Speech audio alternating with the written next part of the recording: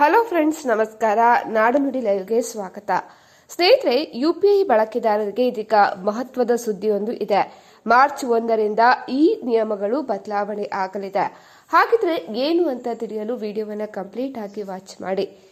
ಭಾರತೀಯ ರಾಷ್ಟ್ರೀಯ ಪಾವತಿ ನಿಗಮ ಡಿಜಿಟಲ್ ಪಾವತಿಯನ್ನು ಇನ್ನಷ್ಟು ಸುರಕ್ಷಿತ ಮತ್ತು ಸುಲಭವಾಗಿಸಲು ಕೆಲವೊಂದು ಹೊಸ ಮಾರ್ಗಸೂಚಿಗಳನ್ನು ಹೊರಡಿಸಿದೆ.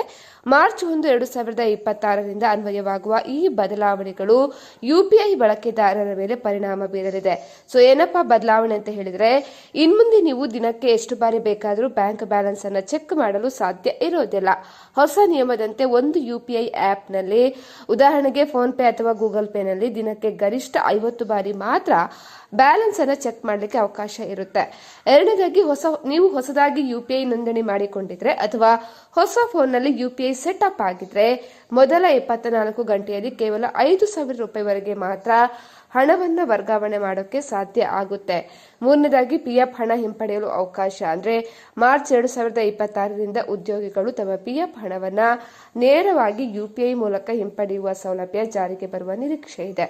ಅದೇ ರೀತಿ ಸಾಮಾನ್ಯ ವಹಿವಾಟುಗಳಿಗೆ ದಿನಕ್ಕೆ 1 ಲಕ್ಷ ಮಿತಿ ಕೂಡ ಮುಂದುವರಿಯಲಿದೆ. ಆದರೆ ಆಸ್ಪತ್ರೆಗಳು, ಶಿಕ್ಷಣ ಸಂಸ್ಥೆ ಮತ್ತು ಟ್ಯಾಕ್ಸ್ ಪಾವತಿಗಳಂತಹ ವಿಶೇಷ ಉದ್ದೇಶಗಳಿಗಾಗಿ ಈ ಮಿತಿಯನ್ನ 5 ಲಕ್ಷದವರೆಗೆ ಏರಿಸಲಾಗಿದೆ. ಸೊ ಯಾಕೆ ಈ ಬದಲಾವಣೆ ಅಂತ ಹೇಳಿದ್ರೆ, ಡಿಜಿಟಲ್ ವಂಚನೆಗಳನ್ನು ತಡೆಯುವುದು ಮತ್ತೆ ಯುಪಿಐ ಸರ್ವರ್ಗಳ ಮೇಲಿನ ಒತ್ತಡವನ್ನು ಕಡಿಮೆ ಮಾಡುವುದು ಕೂಡ ಆಗಿದೆ. ಸ್ನೇಹಿತರೆ, ಮಾಹಿತಿ ಇಷ್ಟ ಆದಲ್ಲಿ ವಿಡಿಯೋಗೊಂದು ಲೈಕ್ ಅನ್ನು ಕೊಡಿ. ಅದೇ ರೀತಿ ಮತ್ತಷ್ಟು ಅಪ್ಡೇಟ್ಗಾಗಿ ನಮ್ಮ ಚಾನೆಲ್ ಅನ್ನು ಸಬ್ಸ್ಕ್ರೈಬ್ ಮಾಡ್ಕೊಳ್ಳಿ.